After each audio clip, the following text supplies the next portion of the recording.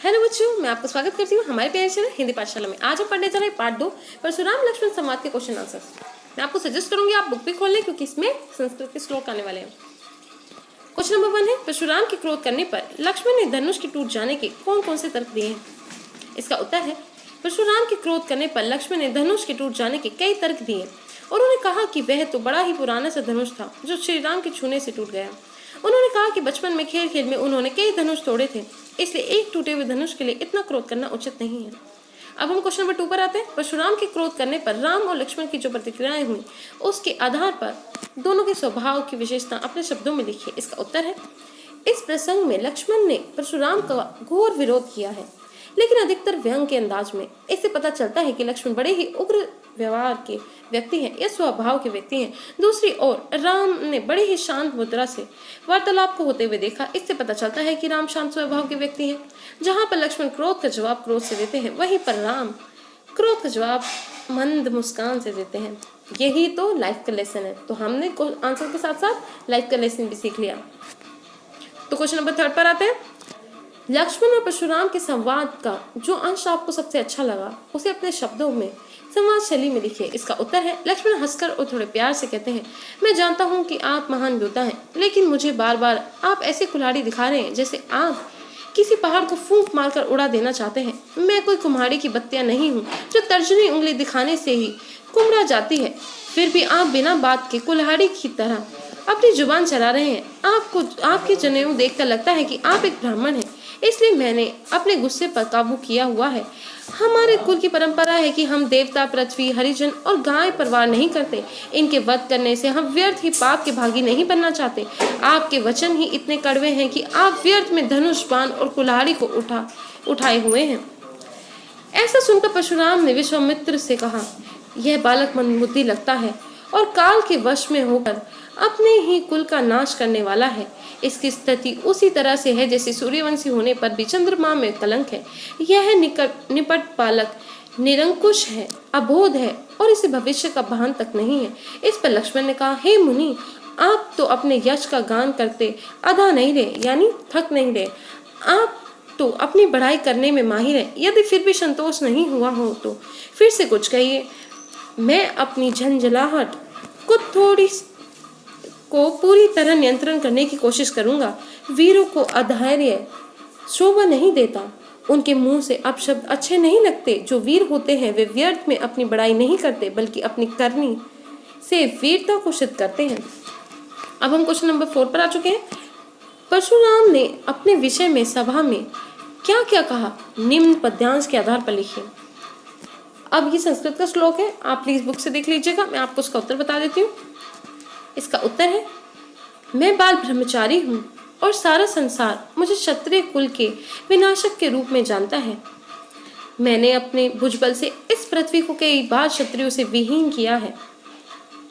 विहीन मतलब नष्ट कर दिए, सारे क्षत्रिय कर दिया था और मुझे भगवान शिव का वरदान प्राप्त है।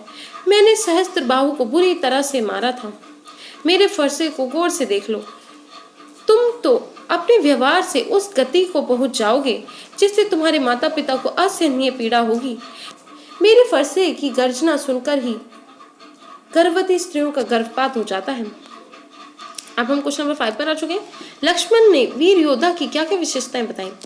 इसका उत्तर है, लक्ष्मण के अनुसार वीरों की विशेषताएं हैं धैर्य, मृदुभाषी, कर्मवीर और युद्ध के मैदान में चुपचाप अपना काम करने वाला। अब हम क्वेश्चन नंबर 6 पर आते हैं। साहस और शक्ति के साथ विनम्रता हो तो बेहतर है। इस कथन पर आप अपने विचार लिखिए। इसका उत्तर है, यही सही कहा गया है कि साहस और शक्ति के साथ विनम्रता हो तो बेहतर है। एक विनम्र व्यक्ति ही संकट के समय में भी अपना आपा नहीं खोता। जो विनम्र नहीं होते वे मानसिक रूप से शीघ्र विचलित हो जाने के कारण अपना धैर्य खो बैठते हैं और गलतियां करने लगते हैं। उनसे उन्हीं का नुकसान होता है। तो फिर से हमें एक लाइफ का लेसन मिला दोस्तों। तो हम अपने क्वेश्चन आंसर भी पढ़ रहे हैं और लाइफ लेसन्स भी मिल रहे हैं।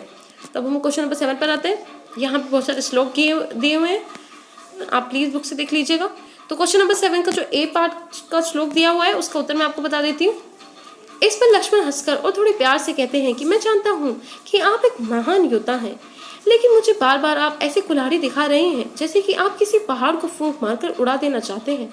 ऐसा कहकर लक्ष्मण एक ओर तो परशुराम का गुस्सा बढ़ा रहे थे और शायद दूसरी ओर उनकी आंखों पर पड़ा पर्दा हटाना चाह रहे हैं। क्वेश्चन नंबर 7 के बी पार्ट पर आ चुके हैं। इसका मैं उत्तर आपको बता देती हूँ। फिर से इन्होंने श्लोक दिया हुआ है। इसका उत्तर है, मैं कोई कुम्हाड़ी की बत्तियां नहीं हूँ जो तर्जनी उंगली दिखाने से ही कुम्हला जाती है। मैंने तो कोई भी बात ऐसी नहीं कही जिसमें अभिमान दिखता हो, फिर भी आप बिना बात के कुल्हाड़ी की तरह अपनी जुबान चला रहे हैं।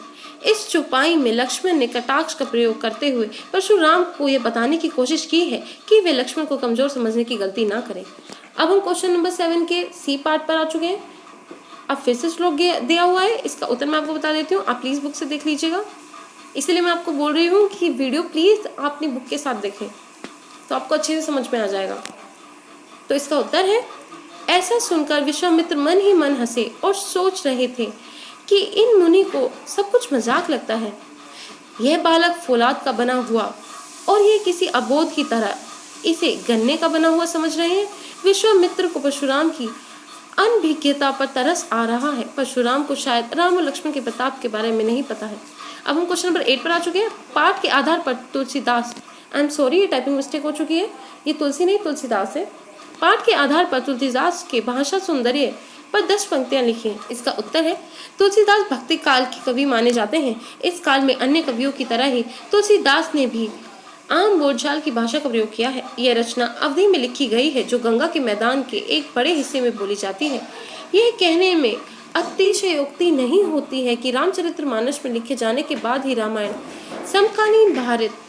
समकालीन यानी पूरे भारत में के अधिकांश लोगों को सही ढंग से समझ आई होगी। तुलसीदास ने चौपाइयाँ और दोहों का प्रयोग किया है जिन्हें आसानी से संगीतबद्ध यानी संगीत के रूप में लिखा जा सकता है, संगीत में गाया जा सकता है, संगीतबद्ध किया जा सकता है।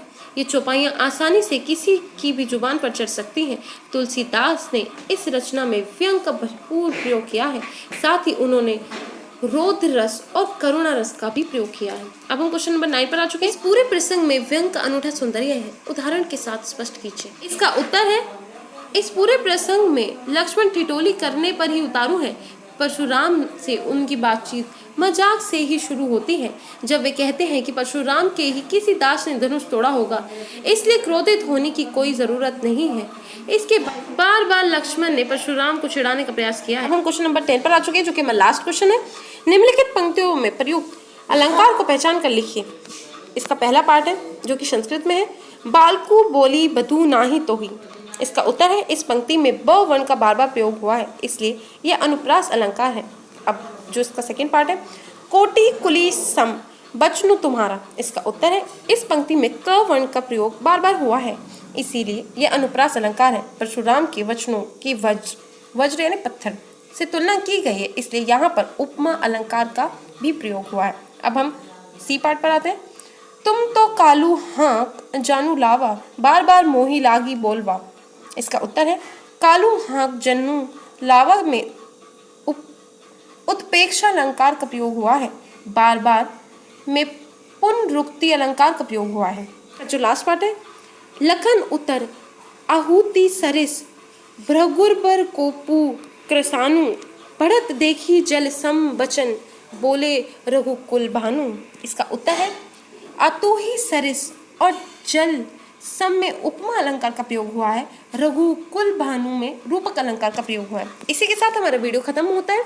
अगर आपको ये वीडियो पसंद आया हो तो लाइक शेयर और कमेंट करना ना भूलें और हमारे चैनल को सब्सक्राइब करें।